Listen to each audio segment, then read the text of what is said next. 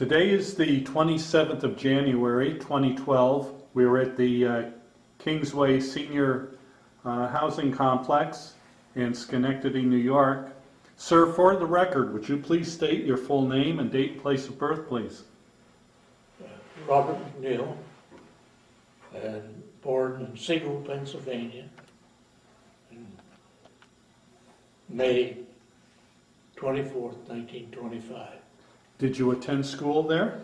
I attended school at Sigel, Pennsylvania. Mm-hmm. Did you graduate from high school? Graduated from high school. And what year did you graduate? 1942. Do you recall where you were and what you were doing when you heard about the attack in Pearl Harbor? Well, I was at home on a Sunday, but the time I got to hear about it in those days was that happened on Sunday, was on a Monday, and I'd taken my aunt to DuBois, Pennsylvania, to see the dentist on that day. Mm-hmm. And did your life change at all at that point? I mean, Oh, quite a bit, uh-huh. as it did, because we had people that came back to visit. This very small school that I went to, and when the war first started, we lost two boys right off. One in the Philippines, Mm-hmm. and then we had another in Guadalcanal, Navy man. Did your family experience any shortages with food or with the rationing? Or? Well, pretty well. We were farmers. Oh, I see. My father had a farm on it, and my father passed away when I was 9 years old. Mm-hmm. But my mother, we still had the farm, and I guess we made our own butter, so we was never short of butter. Mm-hmm. But like sugar and that stuff was all rationed. Mm-hmm. Yeah. Now, once you graduated from high school, did you go into the service at that point, or did you go on to college? No, I wasn't 18 yet, Mm-hmm. and my mother didn't want to sign for me, so. Oh, to go into the service. Yeah, she had, my sister was in there already. Mm-hmm. Now, what did your sister go into? She's a nurse, and And what's her name? Army Air Force nurse at that Oh. time. And then she served over in India. So I take it she was a few years older than you. Yeah, she is. She's 6 years older than I am. And her name is? Esther Jane McNeil. She's retired as a colonel. And so when you went into the service, did you enlist or were you drafted?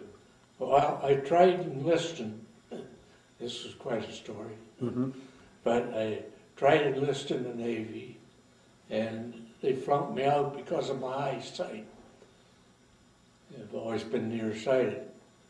And so then when I became old enough to be draft eligible, I volunteered to the draft, and that went to Altoona, Pennsylvania. That's where I took my physicals and so forth, and they put me in the Navy. Mm-hmm.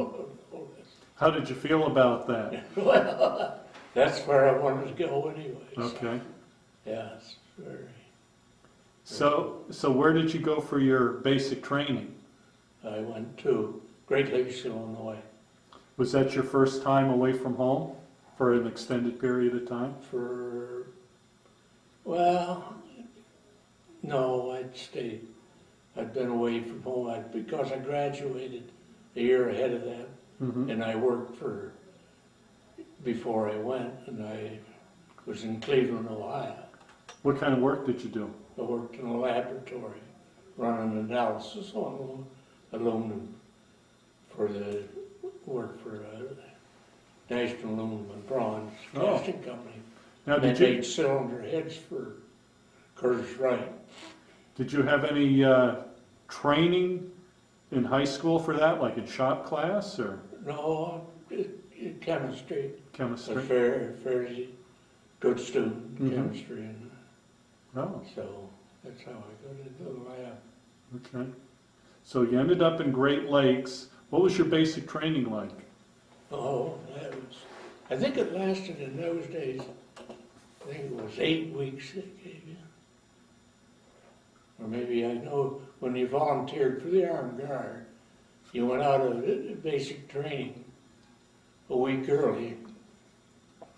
But they sent you, you at Great Lakes, they sent you to a gunnery school there. Mm-hmm. So you had volunteered for the Armed Guard. I volunteered for the Armed Guard, yeah. Now, did you know how to swim before you went in the Navy? Oh, yes. Because I've heard stories of guys that didn't know how to swim. Some of them had a tough time in the Navy. Yeah, because once I think, I don't know how many lengths to the pool you had to swim. Mm-hmm. Be capable of swimming. Mm-hmm. But no, I had no trouble with that. I could swim. Now, your gunnery training for the Armed Guard, what type of guns did you train on? Well, mostly at Great Lakes we had the 20 millimeters. Mm-hmm. And then I went to gunnery school in Norfolk. And there we had all the guns, 5-inch, 3-inch, Mm-hmm. the 20 millimeters. And they even trained you on 50 calibers. We never had any. Mm-hmm. How long was that schooling for? I think that was 4 weeks long, I think, at that time. Did you feel like you were well prepared to go out on the Armed Guard? Did you think your training was sufficient enough? Well, I think so, yes. Mm-hmm. Yeah. And once you graduated from gunnery school, what happened next? Then I went to the Armed Guard Center in Brooklyn, New York. Mm-hmm. From there I went aboard a ship. It didn't take you long. Okay. Now, how long were you at the center for? Oh, Just a short a period short of time? period of time, less than a week. Were there anyone else there that you went through training with? No, there wasn't. Okay.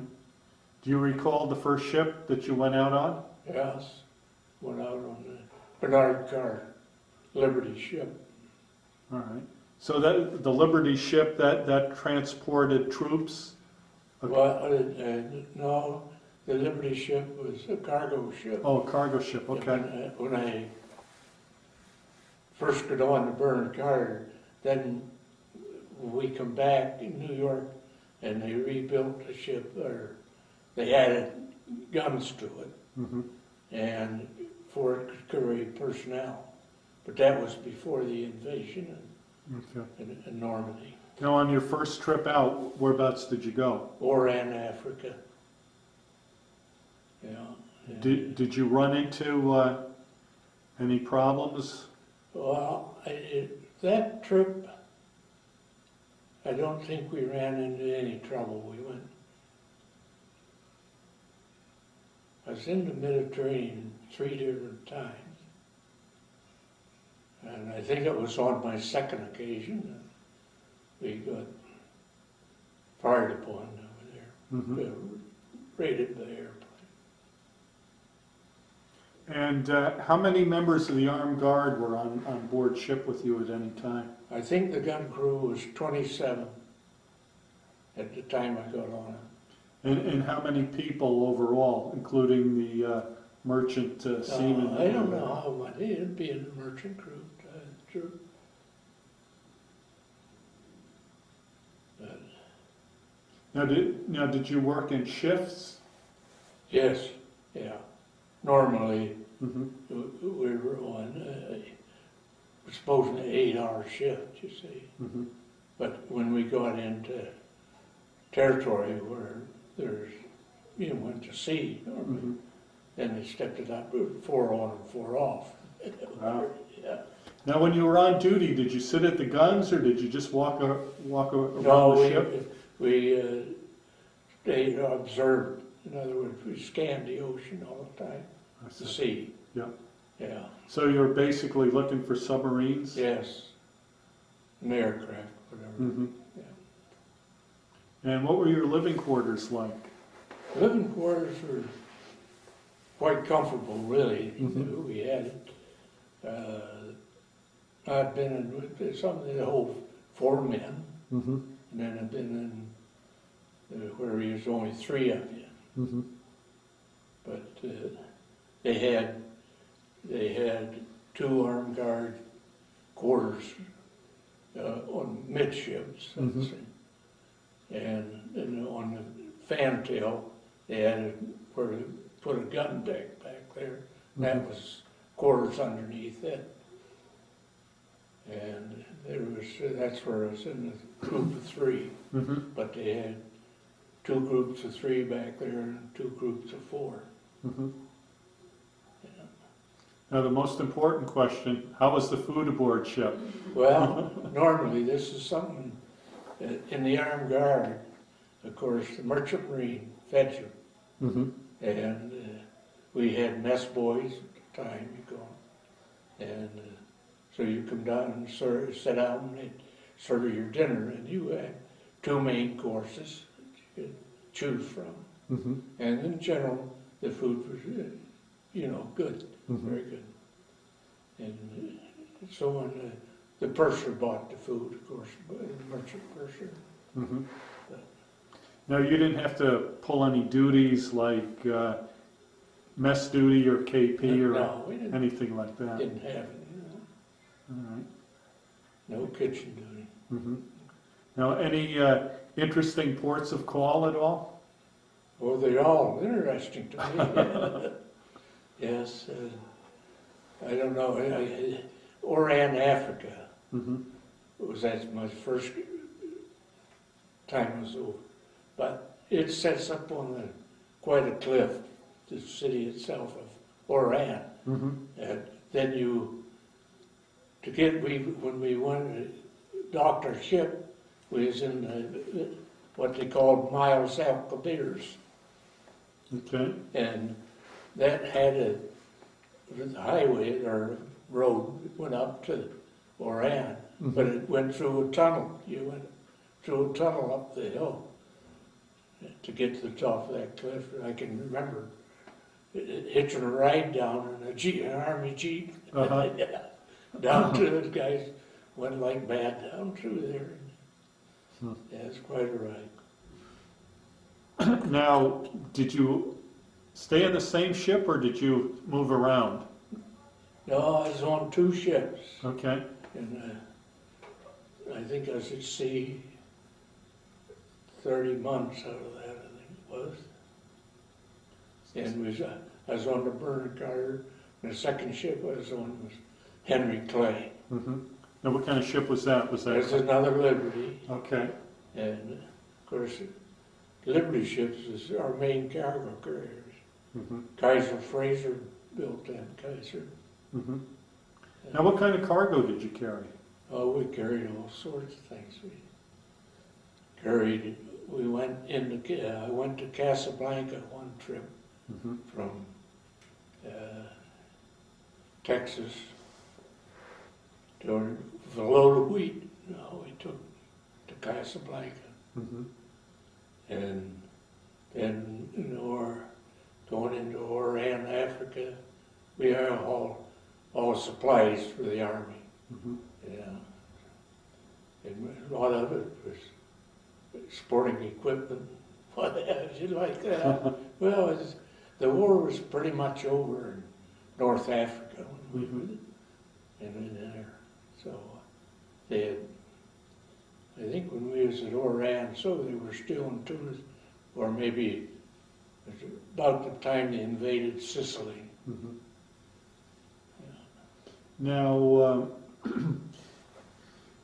you spent a lot of trips like going back and forth to the States, resupplying, and then going out again. Did you get to go home at all during the war? Yes, I went home. I had 2 30-day leaves in that time. Like when I come back to New York on the Bernard Carver, with Bernard Carter, and they had we'd been over for the invasion of Europe, Okay. and we come back from there. Now, do you want to tell us about the invasion? Well, we could get at that a little later. Okay. But when we come back from there, they took us off the ship and gave us 30 days leave. And we went home. And the reason we didn't get back on the Bernard Carter, it was next to a ship that exploded in New York Harbor. Oh, okay. It caught fire, so they had to redo it. I see. But they had a new gun crew on there. So then I was sent to New Orleans. Yeah. Now, how'd you get down to New Orleans? Oh, that was we went to Norfolk first, and I think we stayed at the gunnery school there for a week. Then they put us on a troop train that took us down through Chattanooga and that way into New Orleans. What a train it was. No relic. An old steam engine? An old steam engine. You were black when you got out of it. Oh. Huh. Yeah. That was a bad ride. Yeah. So you picked up a ship down there, and I got yes, the Bernard Carter down there. It had just come back and unloaded with a load of sugar from Cuba.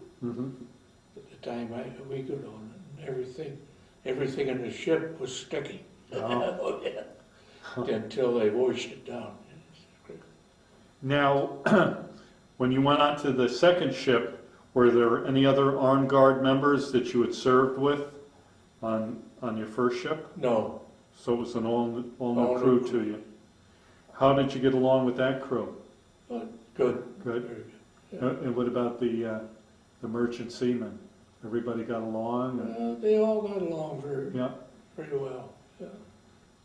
Now, what about entertainment aboard ship? Did you guys have movies or anything, or Played cards. play cards? No, you didn't have any entertainment. Uh-huh. No. Okay. Now, your different ports of call, if you pulled into, say, Casablanca or a place like that, did you have like a day or two liberty, or They'd give just you hours, or hours? Yeah. just hours? Yeah. You were sure. You The didn't only get place that they wouldn't allow us off the ship was in Naples, Italy, and we'd just taken Naples, and the Anzio beachhead was going on at the same time. I see. And they wouldn't have let us off the ship there because of typhus and that type of I stuff. see. Yeah. Now, you mentioned the first time you were under fire. What was that like?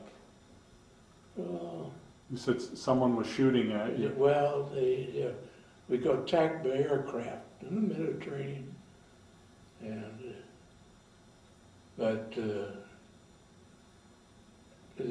we fired upon them, and they had some kind of a dive bombing gadget that they fired, Uh-huh. and I know it took, I think, 3 ships at the time. That sunk them? Yeah, we hit them. Hit them, okay. I don't know where they sunk. I could see them going without power back through, Yeah. still afloat. But Now, was your ship struck at all? no, very fortunate. All right. Yeah, but that was the first rate. Now, of course, they don't last long. That's one thing you know. Short duration. And they were gone. How many times did that happen? 2 different times. Second time you were attacked by aircraft also? Yeah. All right. Any encounters with submarines or German Well, ships? Not visible Mm-hmm. to us, but we went we went to England and so forth. We went through the North Atlantic and up through by the Cape and in that. Oh, they blasted depth charges after Mhm. depth charge after depth charge. I was going to ask you that. Did your ship carry depth charges? No, we didn't. Okay. No, the only thing we had was guns. Now, did you have any kind of sonar or anything like that? No, we had radio operators. Mm-hmm. Yeah, yeah. There was always, like, we furnished 2 radio men, and we used to, the armed guard, and the signalman, I think there was 3 signalmen. Mm-hmm. Now, what were your officers like? Or did you have a chief over you? Or Well, we normally had, first we had a boatswain mate, mm-hmm. and it was a non-com in charge. And then we had a couple gunner's mates Mm-hmm. for the gun crew. And that's about it, the list of men. There may have one ship, I know we had a coxswain, that's it. Mm-hmm. And you had been promoted to Seaman First Class? Oh yeah, we got that. We're ready when you graduate from boot camp. Okay. Yeah, at that time. Okay. I didn't, I was gunner mate striker when I got discharged. All right. And do you want to tell us now about the invasion? Well, the invasion, it was the part we went, I think, to the year, the month is, I think we went in like February before the invasion. Now, is this the Normandy invasion? The Normandy invasion. Okay. And then we went over and, well, we went to Bristol, and then we come back to Falmouth, Wales, and unloaded our cargo that we had taken over. Mm-hmm. And then we held cargo, we went down around, made a couple trips.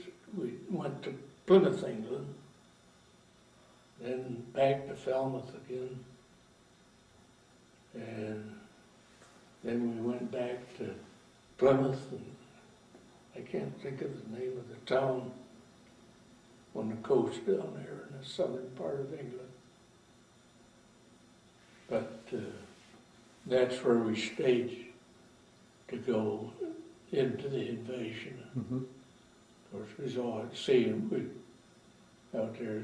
I got there, I think it was the 3rd day. Mm-hmm. Were you carrying cargo or? But we carried, that's where I told you before about adding the guns and so forth. Mm-hmm. And we had Seabees on. Okay. We were hostel ship for the Seabees. They went ashore to clear up the beach and so forth. And, Uh-huh. yeah, and then they'd come after. They was in there for 24 hours and ship them back out. And we were kept aboard ship. Were you under fire at all during that period of time? No, not really. They'd send over planes at night, but Mhm. they were reconnaissance, most of them, Mm-hmm. and we'd fire at them. But, Mm-hmm. How far offshore were you?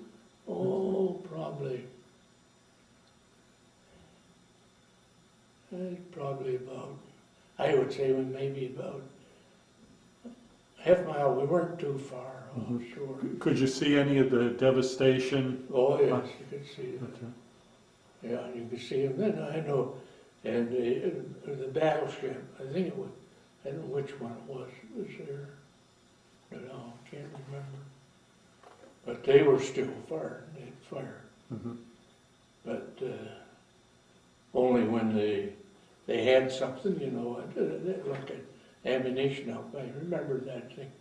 Fired about 4 volleys, you know, boom, a big explosion on shore. So the naval, those like the battleships were very accurate. Yes. Okay, after the Normandy invasion. The biggest thing that bothered me in the invasion, when we were going in, we moved out of line for a troop ship to get by us and so forth, and it got right alongside us and hit a mine. Oh. But they got, it took them probably half a day, about 6 hours, and it sank. But they got all the troops off of it.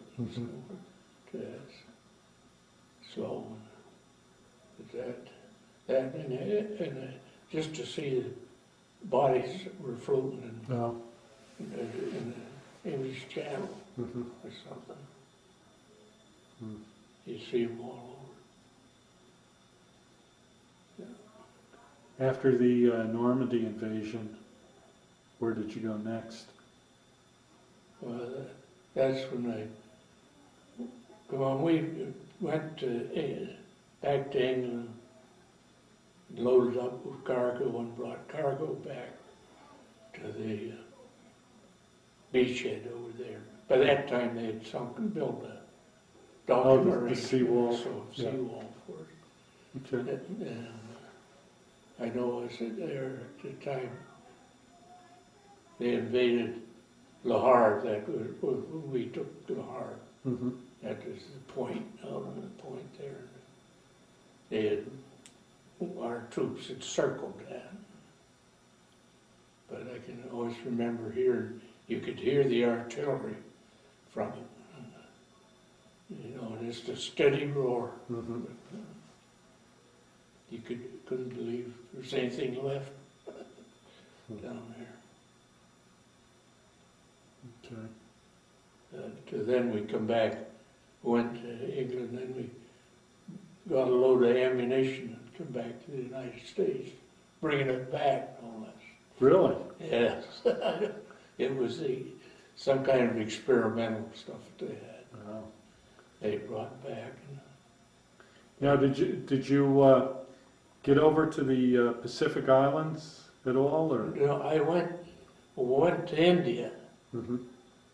And went around, but we went through the Suez, down through the Mediterranean, down through the Suez Canal, Red Sea, and around. I went to Madras, India. What was that like? Oh, Madras, that's my first encounter with a rickshaw. Oh. Yeah, I can always remember. I had a tooth that got infected on the way over. Of course, we had no medical, see. So I had to go ashore in Madras there. And they pulled my tooth and left it in India. Was it an Indian dentist or a naval dentist? English. English, okay. Yeah, English dentist. Huh. Yeah, English Army dentist.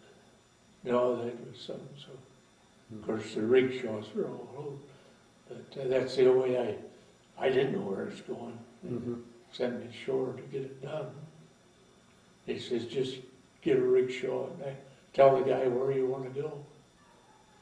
And your ship waited for you. Yeah.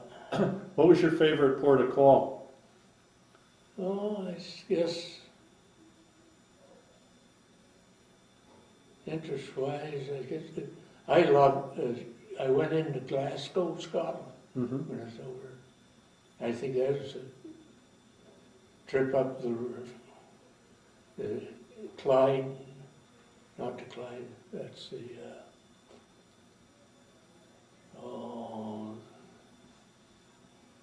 can't think of it now. But into Liverpool, lost my train of thought. You're talking about the river going to Glasgow. The birth of the Clyde. Yeah. Going into, that's a beautiful trip. Mm-hmm. Just the scenery. Glasgow itself. Glasgow, going in. You see, at that time, of course, they were still bombing southern England, Mm-hmm. like the buzz bombs in London and so forth. But they turned the lights on at Glasgow. Yeah. Yeah, so that made a difference.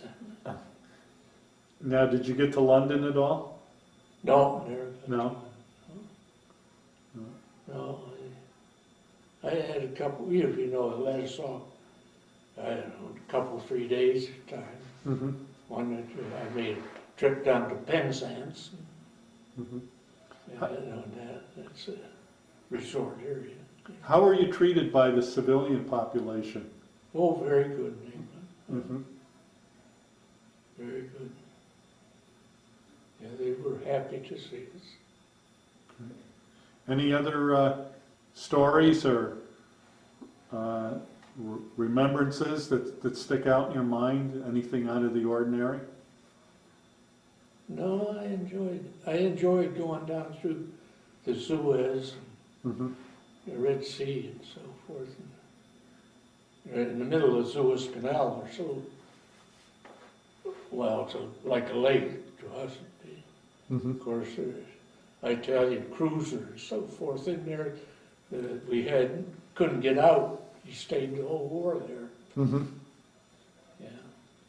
Now, do you recall the death of President Roosevelt? That was towards the end of the war. Oh, very much. What was that like? I mean, how did you find out about it? Radio ship radio. Uh-huh. Did that come as a shock to you? Yes. You'd probably been the only president you had Yes, known. for years, yeah. Okay. Well, I remember Hoover. But we had Roosevelt. Mm-hmm. Up through to them. But we heard it at sea. Mm-hmm. You see, and then when I got to India, the war was over. Mm-hmm. That's when the Japanese surrendered. Oh, okay. And they took all our gun crew off in India, except they left 3 of us aboard. And to come back on our ship, because they were afraid that they wanted extra gun crews on the ships going up around to Japan. Oh. Is a little skeptical about the war being over through the area. Now, what was it, just going back a little bit, when the war in Europe ended, what was that like for you? Was there a lot of celebration or a lot of relief? Not really. The war was over in Europe, Mm-hmm. but it was still fighting in Japan. Was there You a didn't look at it like this. was there a consensus of opinion that you guys would be sent to Japan or sent to the Pacific next? Because I thought they'd be headed for the Pacific. Mm-hmm. And you were in India when you heard that the war had ended. Yeah, well, With Japan. Just before we got there, about the time I had my tooth pulled. Okay. Yeah, that was. Now, when you heard about the dropping of the atomic bomb, did you find it hard to believe that one bomb could do that much damage? Oh, very much. Yeah. Okay. No. Now, I see, well, the war ended in, it was over by August of 1945, and you were in till March of 1946. I didn't have enough points I to see. get discharged. So, once the war had ended, what did you do at that point? I went in the Armed Guard Center and worked in the kitchen Now, where was the Armed Guard Center? in Brooklyn. In Brooklyn, okay. Yeah. And you stayed there until I stayed there till you were I was discharged? Oh. I had good duty there, so, but Mm-hmm. it's in the galley. Yep. And We worked like 3 days, have 5 off. Oh. Then you'd work 5 days and have 3 off, you see. Now, what did you do with your time off? And there were so many people coming through there, they sent us out to private homes. Oh, really? Yes. Huh. Now, during your overall experience in the military, did you see any USO shows at all, like Bob Hope or? Well, when I was at Great Lakes, I seen Macaroni. Oh, you did? Yeah. That's the only one to see. Huh. Now, let's see, he was in the Army, as I recall. Yeah, well, then he was there putting on a show. Oh, okay. He played the drums and what have you. Now, you were discharged in, let's see, March 2nd in 1946. Did they try to talk you into re-enlisting at all? Oh, yes, everybody. Mm-hmm. Yeah. But you decided against it? Yeah, I decided against it. I didn't realize it was a Seaman first class. Mm-hmm. I'd maybe considered it if I'd had A little more rank? rank, yeah. Okay. So you got discharged, whereabouts did they discharge you from? Samson. They sent you all the way to Sampson? Yeah. All right. Samson. I see, that's just not too far from where I was at in Pennsylvania. Oh, okay. Right, almost, just a little southwest. All right, so you were discharged and you went back home. Yes. Did you make use of the GI Bill at all? The GI Bill, when I went to work for the telephone company, Mm-hmm. at that time, of course, you started out at a basic pay, and the GI program, all right, would give you pay Oh, I see. while Your training. your training until you got up to a certain point. Mm-hmm. Did you use the GI Bill to buy a home at all? Yeah, but Mm-hmm. the GI Bill. When you first got out, did you make use of the 5220 Club at all? Well, it's a short period. Okay. And did you join any veterans organizations? Well, still a bit better than the foreign wars. Mm-hmm. Did you stay in contact with anyone you were in the service with? No, the last one I talked to one about just before I moved out here.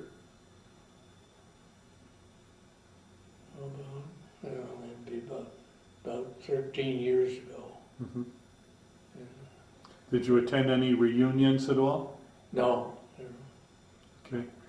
Any idea what happened to your ships after the war? No, I probably, You'd probably go online and find out what happened to them. could you, yeah? Yeah. They probably sold them. They probably, were sold as scrap, or they ended up in a foreign country somewhere. Yeah.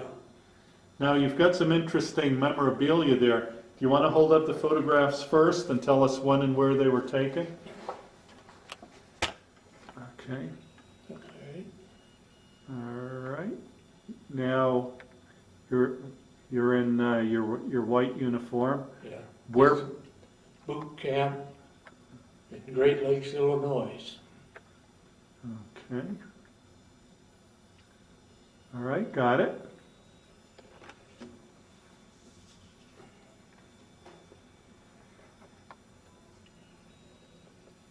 This is a picture, I believe it was taken in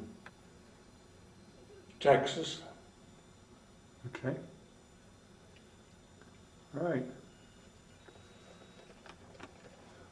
And you've got some other memorabilia there. You want to hold? Oh, those are my European Asiatic ribbons. With my Okay. star for the invasion. Okay, I think you've got, is there 2 ribbons there or 3 ribbons? 2. Oh, 2, okay. All right, got them. And I have my dog tags. Oh, okay. If you hold that up in front of you. I'll see if I can focus in on it. You'll have to turn it towards me so I can. I don't know, right number side towards you? Oh, yes, you do, but it's.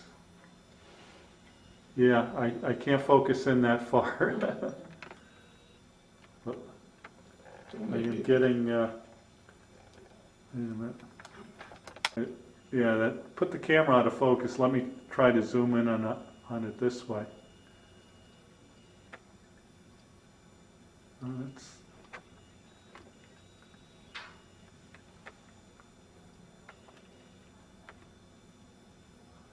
Yeah, I could read some of it. All right. And let's see what else you've got. Oh, these are my discharge buttons. Oh, what they call like the ruptured duck. The ruptured ducks, this one over here. Okay. Okay. And then what's that other one? That's just an honorable discharge Oh, okay. from the Navy. Naval Reserve. Okay. Yeah, just Honorable discharge. okay. Just turn that towards me, and I think I can zoom in on that. Oops. Doesn't want to. There. Got it. Got it. It's got a tendency once I zoom in on it to like back away right away. Okay. And This one's just a Navy pen. Chief Petty Officers wore those. oh, okay. All right. Let me ask you, how do you think your time in the service changed or affected your life? Oh, I think it, no, I really, I enjoyed while I was in the service. It gave me a great experience. Mm-hmm. And experience of being with other people. And I think it helped me out really all through my life working. It's a great, you know, that much as you hate war and so forth. I think for me it was a great experience. I'd do it all over again. Okay. Now, when did you get married? I got married in 1947. Yeah. And did August 13th. Wow. Most guys don't remember that. That's what we found. Yeah. Well, good for you.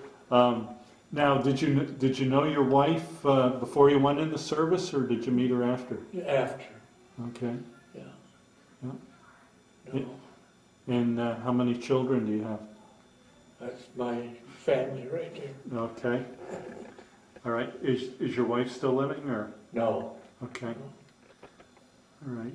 And you mentioned you had a sister in the service, and it was there a brother also? And a brother. Yeah. Okay. And what was he in? He was in the Navy also. Okay. And electrician mate in the Navy. All right. What was your brother's name? Thornton. Thornton. Okay. Is he still living, or? No. Okay. No, just my sister and I. All The right. one left out of night kid. Okay. And is there anything else you'd like to touch on? Maybe we missed, or do you have any questions for Well, him? you know, his sister had written this letter that's very, very interesting. She had written it to Bob's granddaughter Yep. when she was in 8th grade about the war. And can I just read a Sure, little part of sure. it? You can read the whole thing if you like. Okay. It says, "Dear Joanna, this was written on May 2nd, 2001. Your granddad called me yesterday and asked if I could send you some World War II pictures. I went through my photos and came up with 2. I don't have many because it was difficult to get film processed and many things were censored. I was with a General Army hospital in Lido, India. The Japanese held Burma, and the Army's mission was to take Burma and to build a road to down into Burma that would hook up to the Burma Road to China. A black Army unit built the road and supplied equipment. A white unit, Merrill's Marauders. Marauders. thank you, was the fighting force. We got our patients from the battlefield. We took care of Chinese soldiers who were also fighting in Burma. If the patient got well enough, they went back to the fighting area. If they were not well enough, they were sent to the United States. Many of the soldiers got tropical diseases. Our hospital had 1,000 beds. We worked 8-hour shifts when possible. I was the operating room supervisor with 2 other nurses and about 10 enlisted technicians. We worked 10 to 12 hours a day and were frequently called out at night for emergencies. We lived in bamboo huts, ate in the mess hall, and had a community shower room. The water was heated by the sun, so we took our showers in the late afternoon. Food was shipped from the States. I went to India in May of 1944 and left in August 1945 to open up a hospital for the invasion of Japan. Thank God the war ended before we got there. We got off the ship in Okinawa, stayed there about 2 to 3 weeks, had a big typhoon, then back to the USA, landing on the West Coast.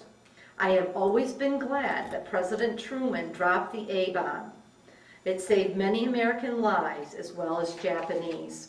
I'm sorry I didn't have better pictures to send you. I was separated, officers were not discharged. So she left in February 5th, 1946. When the Korean War started, I was recalled, so I stayed until retirement. Wow. It was a great career, and I would recommend it to all young nurses. Nurses were the first women to be taken into the Army. This is the 100th, when she wrote this letter, this was the 100th anniversary of the Army Nurses Corps. It has never been necessary to draft nurses. That is something I am mighty proud of. When the need is necessary, nurses report. Very And then nice. she says she wishes her well. But I think Okay. it's a great letter. Definitely. All right, well, thank you so much for your interview.